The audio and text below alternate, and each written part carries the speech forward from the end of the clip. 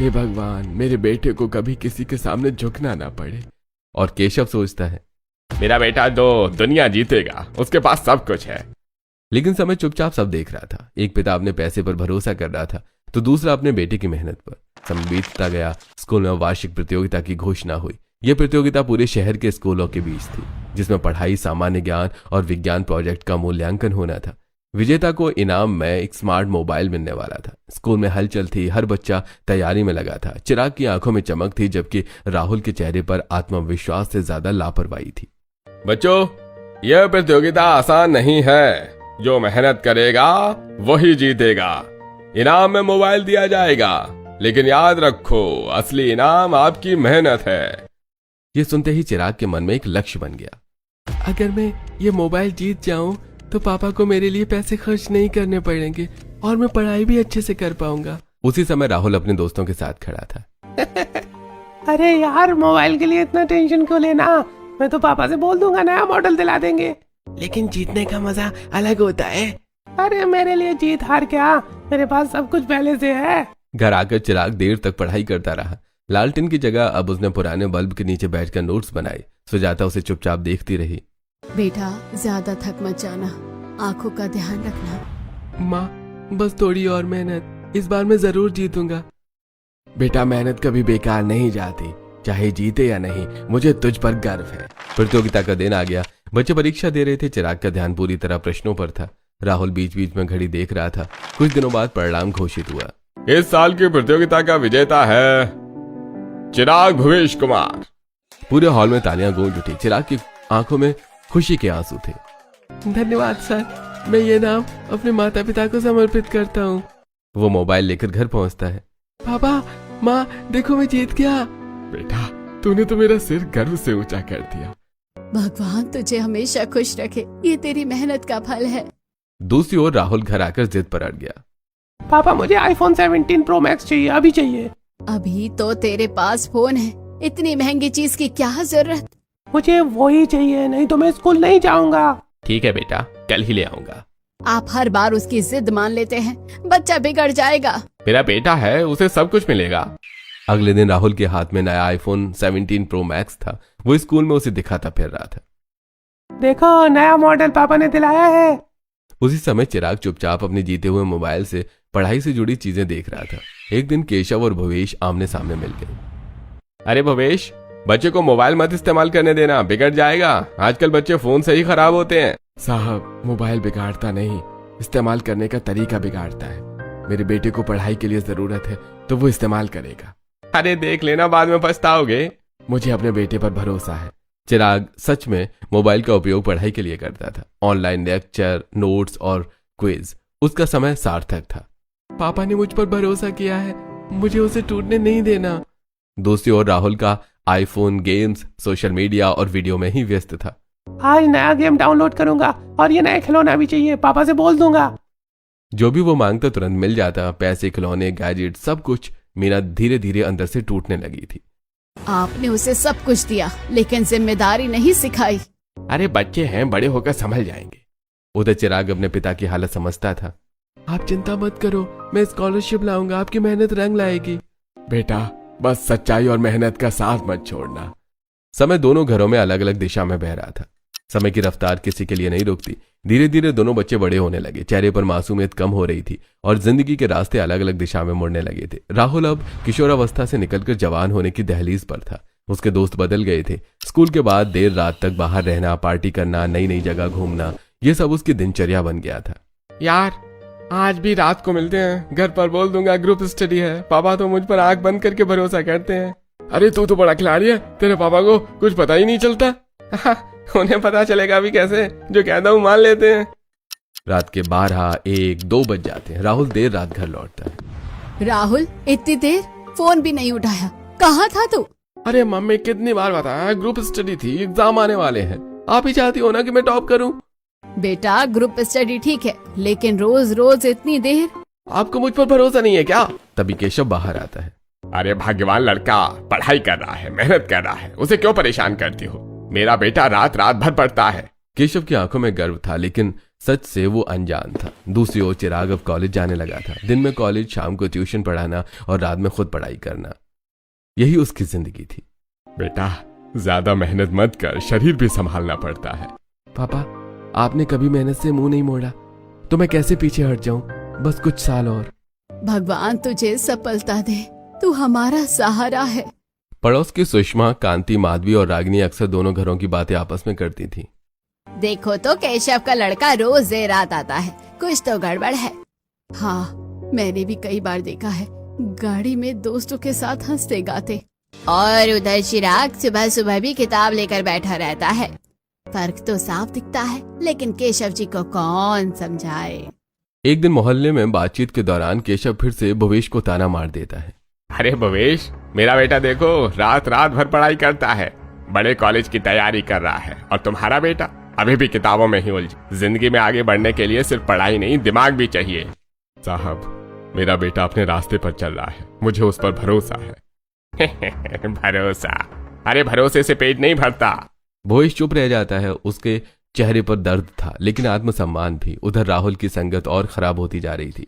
अरे चलो आज शहर के बाहर चलते हैं, घर पर बोल दूंगा प्रोजेक्ट वर्क है। तेरे पापा तो सच में बोले हैं।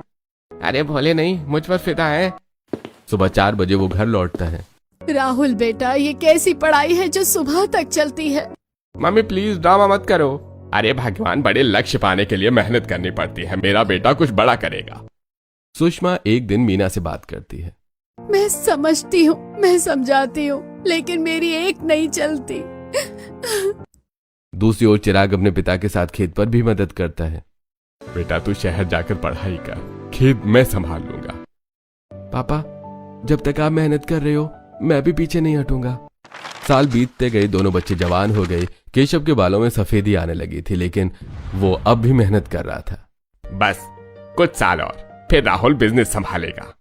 भवेश भी बूढ़ा होने लगा था, हाथों में पहले जैसी ताकत नहीं थी। अरे पता नहीं मैं कब तक काम कर पाऊंगा, लेकिन जब तक सांस है बेटे का सहारा बनूंगा। मोहल्ले वाले अब फर्क साफ देख रहे थे। देखना, असली परीक्षा भी बाकी है। हाँ, समय सबको आईना दिखाता है। राहुल अब भी अपने पिता को बेवकूफ बनाता रहा। ग्रुप स्टडी का नाम लेकर पार्टी, पढ़ाई का नाम लेकर मौज मस्ती।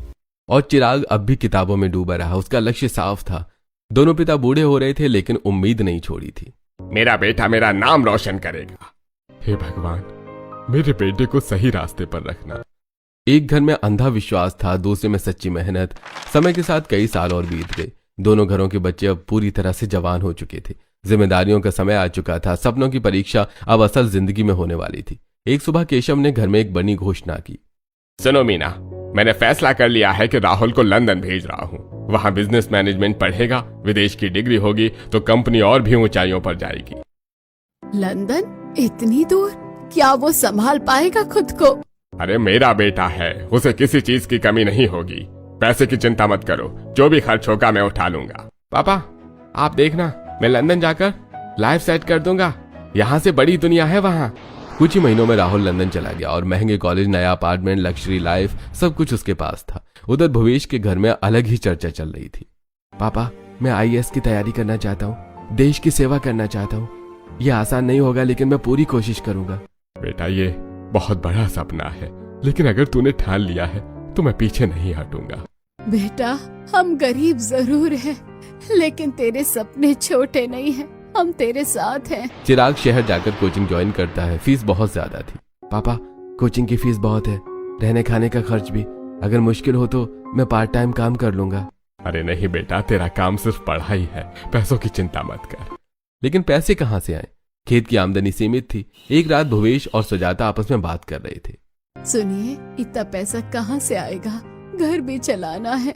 हमारे पास जो आखिरी जमीन का टुकड़ा है उसे बेच दूंगा। वो जमीन? वो तो हमारे बुजुर्गों की निशानी है। जमीन से ज्यादा जरूरी बेटे का भविष्य है। अगले ही हफ्ते भवेश ने जमीन बेच दी। मोहल्ले में चर्चा शुरू हो गई। सुना है भवेश ने जमीन बेच दी है बेटे की पढ़ाई के लिए। इतनी बड़ी कुर्बानी?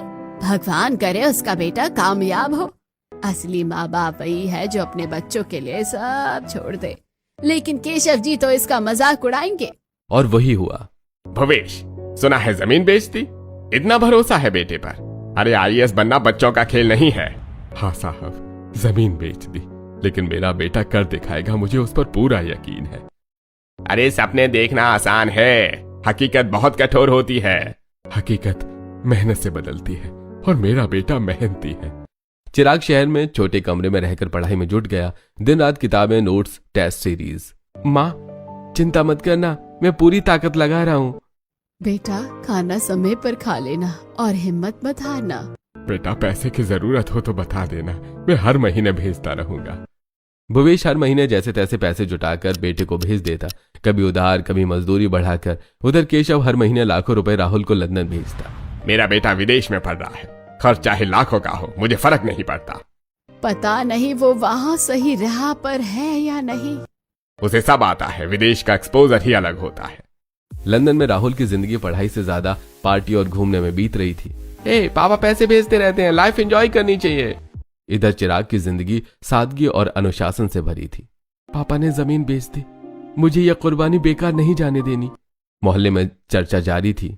देखना समय बताएगा किसकी मेहनत रंग लाएगी।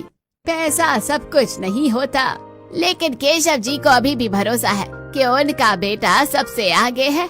साल गुजरते गए, दोनों पिता बूढ़े होते जा रहे थे, लेकिन उम्मीदें जवान थी। भगवान मेरे बेटे को सफलता देना। मेरा बेटा लंदन से लौटेगा तो बिजनेस नई ऊंचाइयों पर होगा। एक तरफ जमीन बेचकर सपना जिंदा रखा गया था, दूसरी तरफ पैसे की ताकत पर भरोसा किया गया था। सालों की मेहनत, संघर्ष और इंतजार के बाद आखिर वो समय आ ही गया जिसका दोनों परिवारों को इंतजार था। चिराग ने कई सालों तक दिन रात पढ़ाई की, असफलता भी मिली, लेकिन उसने हार नहीं मानी। आखिरकार उसने आईएएस की मुख्य परीक्षा दी। पापा इस बार पेपर बहुत अच्छा गया है, मुझे लग रहा है मेहनत रंग लाएगी। बेटा तूने मेहनत में कमी नहीं छोड़ी, परिणाम भगवान पर छोड़ दे। हे भगवान मेरे बेटे की लाज रखना। कुछ महीनों बाद परिणाम आया। पापा मेरा चयन हो गया, मैं आईएएस बन गया। बेटा तूने कर दिखाया, मेरी जमीन बेकार नहीं गई। आज हमारी मेहनत सफल हो गई। पूरे मोहल्ले में खुशी की लहर दौड़ गई। सुषमा, कांति, माधवी और रागिनी सब बधाई देने आए। देखो मेहनत और संस्कार का फल मिल गया। भुवेश आज तू सच में जीत गया।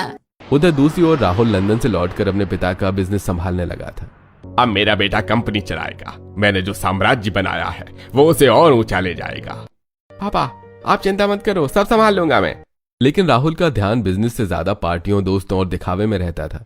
राहुल ऑफिस पर ध्यान दो, कर्मचारियों की शिकायतें आ रही हैं। मम्मी इतना छोटा मोटा उतार चढ़ाव चलता रहता है। धीरे धीरे कंपनी घाटे में जाने लगी, कर्ज बढ़ता गया, सप्लायर पैसे मांगने लगे। राहुल ये क्या हो रहा है, अकाउंट में इतना घाटा कैसे?